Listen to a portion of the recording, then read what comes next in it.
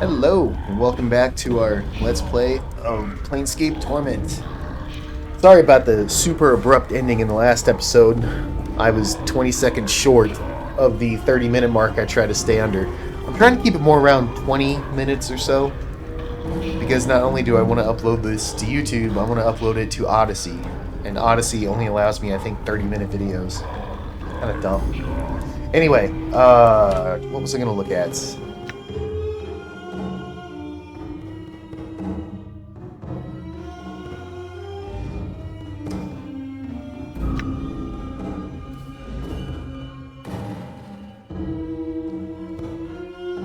Oh man, oh no, my character. So we had our proficiencies that increased.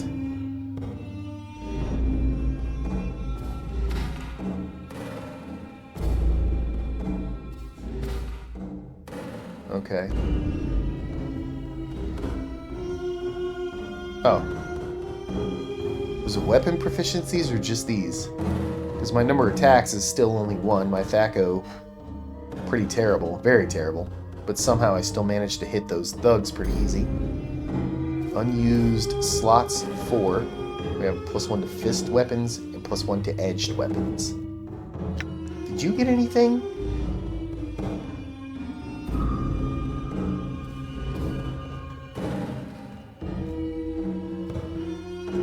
I don't know. I really don't know. Anyway. I'm gone. Let's go talk to Mochai. Or Mokai, I don't know. Barkus says it's time for you to settle up your tab. Pay up. She jumps a little and her nervous tension becomes fully fledged anxiety. What are you gonna do?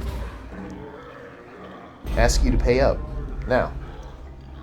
I can't afford it. Can you spot me just 10%? I'll give it to him and he knows I'll pay the rest.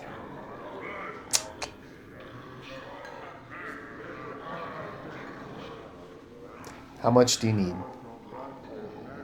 Well, I think about 100 coins to get started on that debt.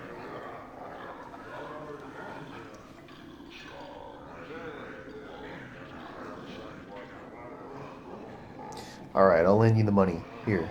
Take and pay up now. She pockets the jink and glances briefly towards the door, almost as if she's weighing her chances of dashing out. Sighs heavily and realizes there's no chance and begins to walk glumly toward the bar. My thanks, I suppose. Good lord. Don't mention it. Don't even think about heading for the door until you've paid up. Oh, sweetheart, you need to pick up the pace. I'm gonna go head by the door and guard it.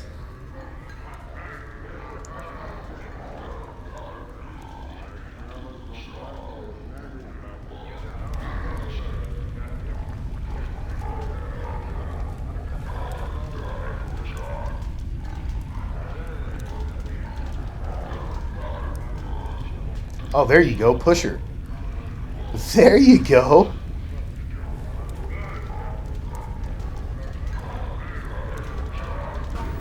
Go. Just making sure. Get moving.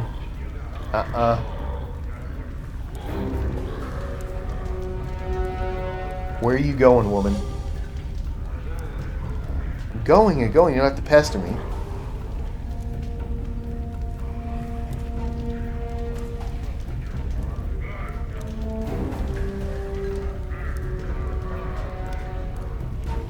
Bitch, you are headed for the door.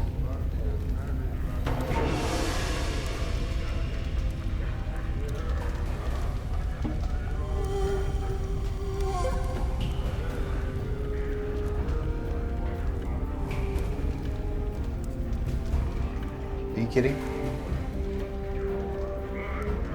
Don't you dare.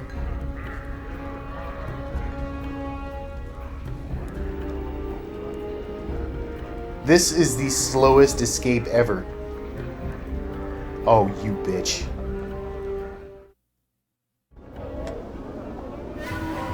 Of course she's gone. Damn. They need a thug. Damn.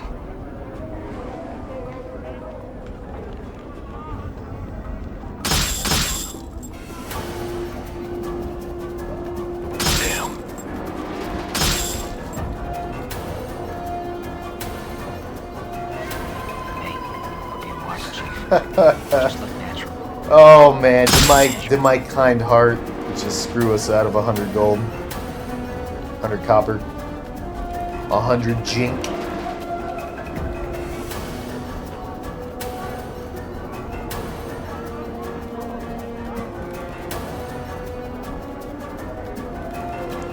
Oh, for the love of God. Damn.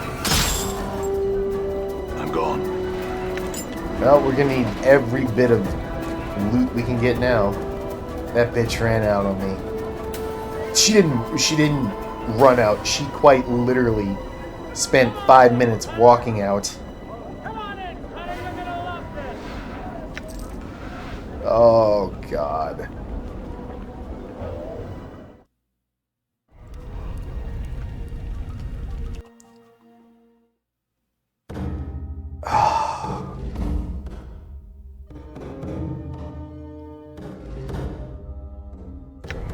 All right.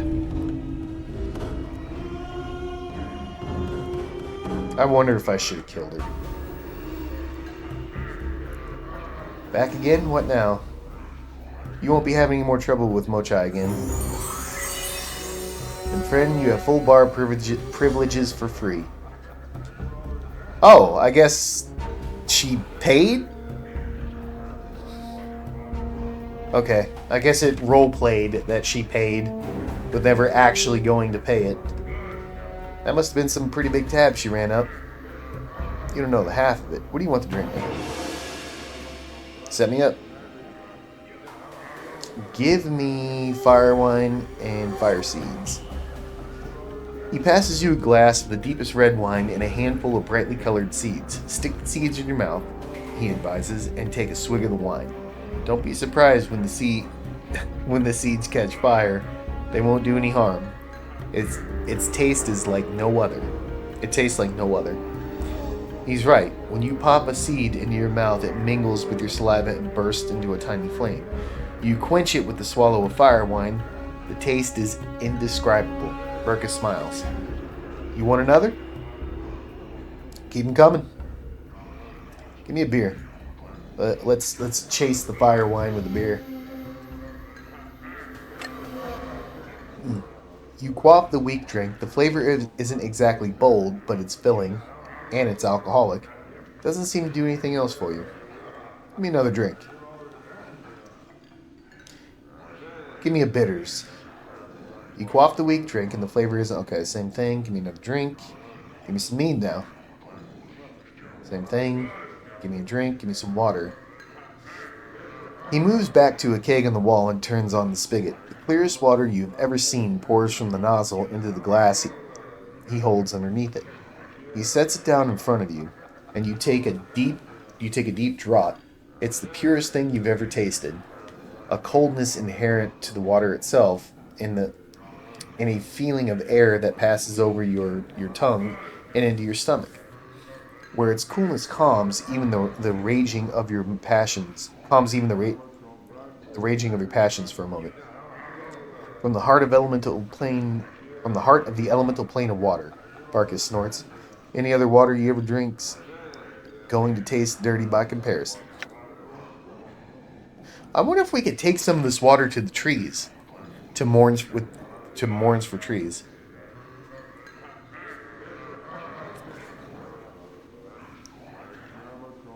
All right.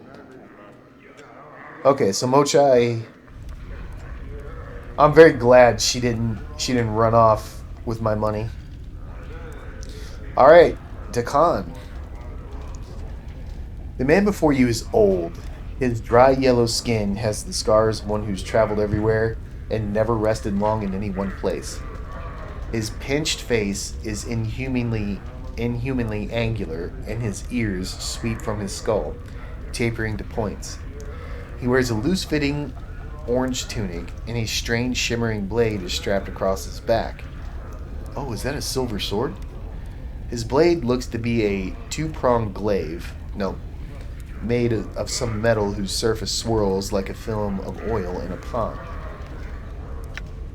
Greetings. The man turns to you. His eyes are polished coal. He stares at you, and for a moment you wonder if he might be blind.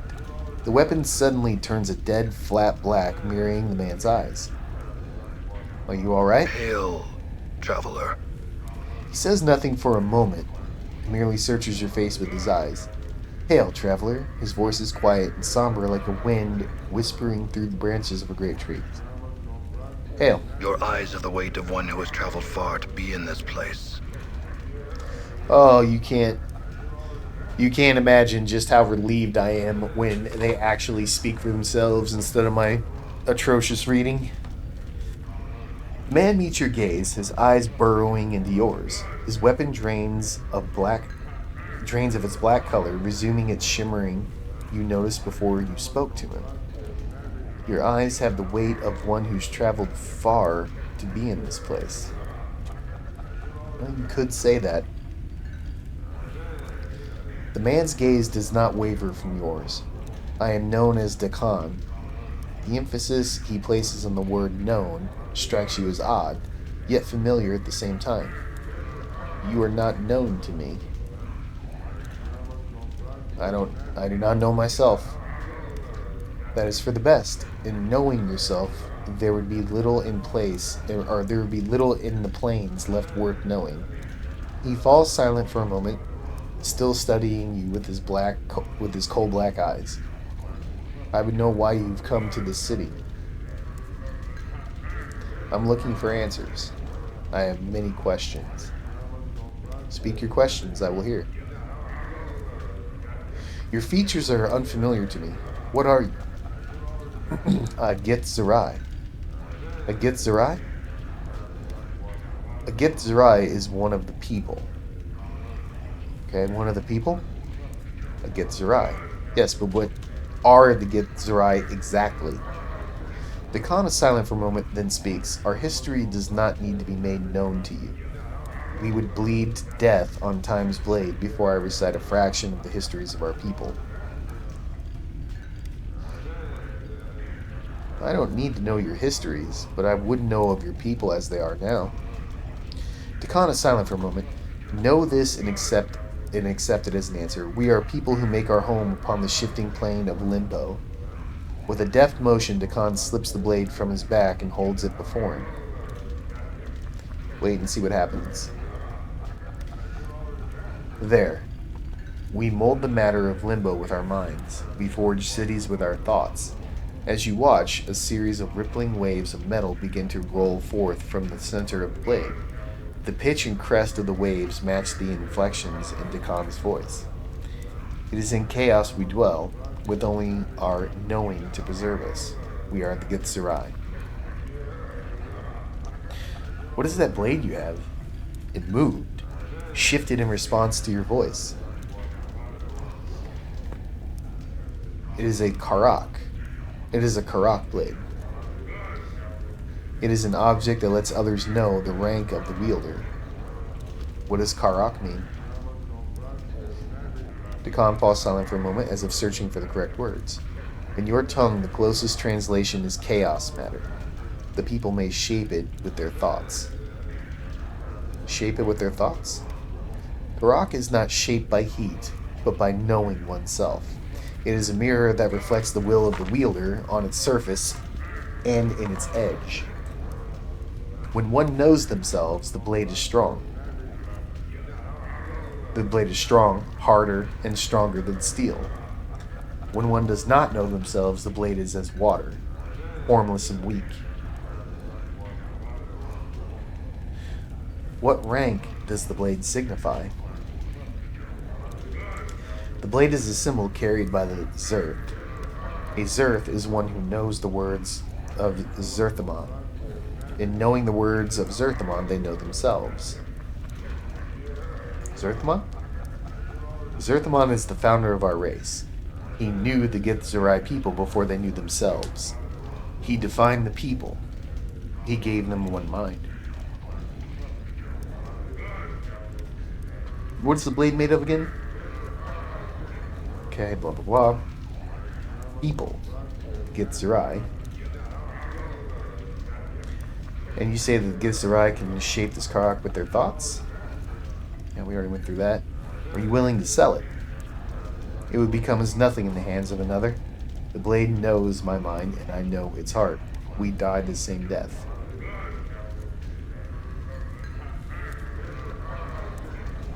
I've lost a journal. Do you know where it might be? The location of the thing is not known to me. Okay. Do you know a man named Pharaon? I'm told he knows something about me. Not known to me. Okay. Other questions? Can you tell me about this city? It is known by the name Sigil. Among the people, it is known as the city that does not know itself. It doesn't know itself? What do you mean? The city exists, but does not know itself. Not knowing itself, its existence is flawed. You speak as if the city is alive. It may not be aware and know of itself in the sense that you or I might know ourselves, but it lives. It grows, changes, and touches the minds of all that live here. Why did you say that the city does not know of itself? The city exists in opposition to itself. It has set itself apart from the plains, yet it seeks to be everywhere at once. Its walls are doors, yet it keeps these doors locked. Such as an existence tells of a thing that it does not know itself. And not knowing itself, it is flawed. When you say the city is everywhere at once, what do you mean? The city itself is built from doors. These doors lead elsewhere. Where are these doors? They're everywhere. We already know all this, by the way. Decon falls silent for a moment. It is said that every bounded space within the city is a door that leads somewhere else. I don't understand, but I do understand. Imagine the door to the smoldering corpse bar. Imagine the door to the smoldering corpse bar. Remove the door, the frame remains. The space within the frame is still a door. But I walk through the door to get in here. It's just an open space. Many are the doors you never see. You may pass through them as if air and not know them for what they are. They are closed to your sight and touch. And these invisible doors are everywhere in Sigil? It is said every bounded space in Sigil is a door. It is not known. Doors move, doors change, doors disappear, and all are locked. They're locked. Doors remain as air until you have the key that opens them. When you have the key, the doors will make themselves known to you. And how do you know what the key is? Every door has a different key. Some keys are known, others are not known. What are these keys? This has been explained to us, I think, like 2 or 3 other times now. But we'll go through it for the sake of gameplay. There are as many keys as there are doors. The keys are not always things of metal. The keys can be the clashing of 2 swords, a drop of blood drawn from the tongue of a dying man, the memory of a past love, or an angry curse hurled at the sky. When the key and door match, the door reveals itself. Well, it sounds like finding all these keys and doors can be difficult. Such a task has been attempted but never finished. As the city changes, the doors change. Nothing known remains known for long.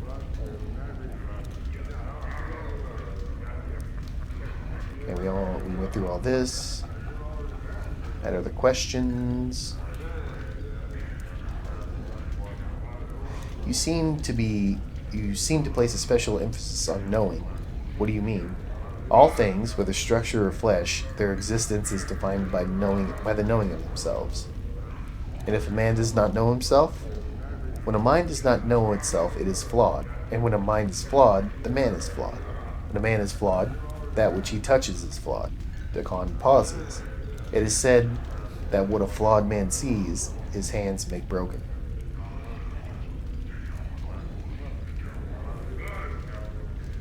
Well, do you know yourself? Decon falls silent. His coal-black eyes take on the same distance that you noticed when you first spoke. I ask again, do you know yourself? When Decon speaks again, his voice changes and his words echo like a great stone dropped into a chasm. It looks like he's forcing the words from his chest. It is not my will that you know this.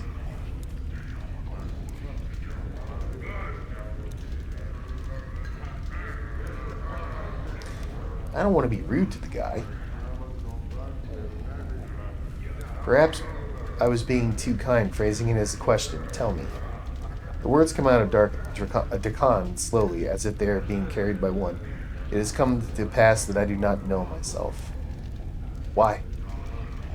Dakan's voice drops to a whisper like sand. I do not know why. I know it has happened, but I know not how, nor when, nor how to know myself once more. Can you tell me if it gets the right people? We already went through all that. Was that blade? We know that. Alright, there's nothing to be said. Farewell.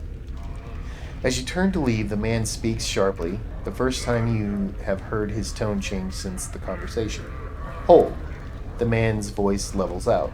This city is not known to you. I would travel your path with you. Oh, cool!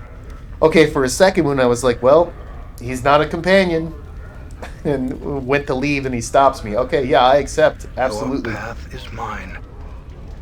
Strangely enough, his voice seems distant and echoes as if he was speaking from across a great distance. Very well. Looks like my skills have Let's go. increased. Sweet.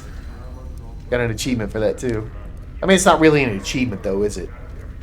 Achievements are so dumb. Alright. +1 to armor class. Okay, so we won't be replacing his weapon, I don't think. But didn't we see an item? I think we saw like a flask in the marketplace. We'll have to go back. We'll have to, once we get more money.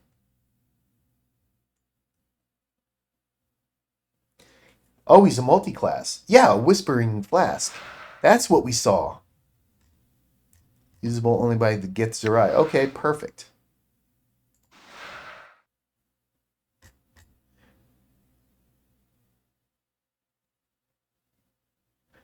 Some broken circle. Zerth religious text containing teachings of Zerthamon, the founder of the Githzerai people. The circle is made up of a series of interlocking circles that fold from one to another. Depending on the branch the reader wishes to follow the path of teachings, it is said that some Zerth spend years poring over combinations of the plates, looking for new significance in teachings. Dakan seems to use the text as a mean of focusing his spell casting abilities. He pores over the tablet occasionally, memorizing the words. We'll look into that later.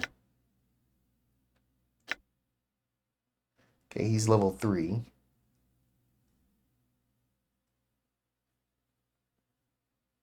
Cool. That's cool. Done. Alright. Next we'll talk to Elias, then Ed Creekneys, and actually let's start with the Planeswalker guy. Oh, Mort level.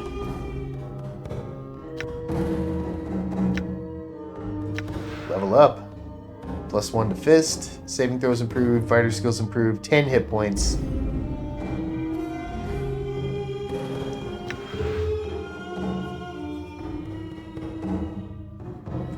Man, Mort's the highest level in the party. Alright, so we'll go ahead and end it here, and we'll pick it up in the next one. We'll talk to the Planeswalker. So anyway, thank you very much for watching. Finally got another companion. Feels good. And I hope to see you in the next one.